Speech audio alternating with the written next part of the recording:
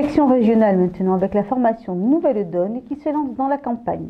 Né en 2013, ce nouveau parti est basé sur les idées du collectif Roosevelt, collectif fondé entre autres par l'économiste Pierre Laroutourou et Stéphane Hessel, auteur de Lignez-vous. Nous avons rencontré quelques-uns de ces candidats landais à Mont-de-Marsan pour une conférence de presse. Nouvelle Donne entend restaurer une véritable démocratie participative et redonner la parole aux citoyens. Et cela commence par la désignation de leurs candidats. Nous avons tout simplement convoqué un jury d'adhérents et de sympathisants. Ce jury a été un jury paritaire et donc nous avons été 4 candidats à être soumis à une audition donc basée sur une profession de foi et un CV. Tout ça pour désigner la tête de liste, la 2e, 3e et 4e position. Nouvelle Donne s'adresse aux 60% d'abstentionnistes qui n'ont plus foi dans la politique et leurs représentants et prône l'exemplarité des élus. On ne veut pas de cumul de mandats. On a un mandat et c'est tout.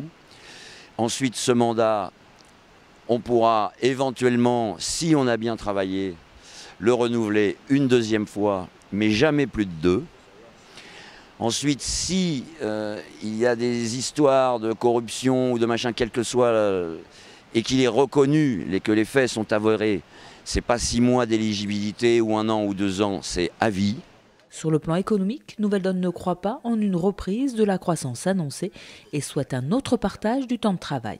Vous avez un souci en entreprise, le patron de l'entreprise a un souci économique.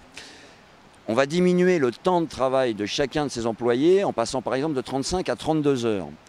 Mais pour maintenir le salaire que touchait cette personne, c'est là où la région peut intervenir avec une enveloppe pour redistribuer ou via les ACDIC ou via la préfecture ou une autre instance, ça c'est la forme à mettre en place, mais redistribuer le manquant du salaire comme s'il travaillait 35. Résultat, au lieu d'avoir 3 personnes à 35 et 1 personne au chômage, vous avez toujours 4 personnes. Parce qu'un chômeur, c'est 20 000 € l'année quand même. Il faut le savoir. Un chômeur, ça coûte. C'est pas le but du jeu. Là, vous redistribuez les choses. Et ce qu'il faut savoir, c'est que ce système existe au Canada actuellement. Il fonctionne très bien.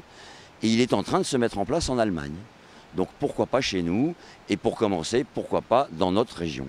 Une autre façon de remédier à la problématique de l'emploi au sens actuel, c'est bien entendu de favoriser les petites entreprises pour des productions locales qui vont aussi avoir, outre l'avantage de relocaliser les productions et donc de favoriser notre entourage en termes d'emploi et aussi de moyens financiers de paiement et aussi un avantage écologique avec de moindres déplacements.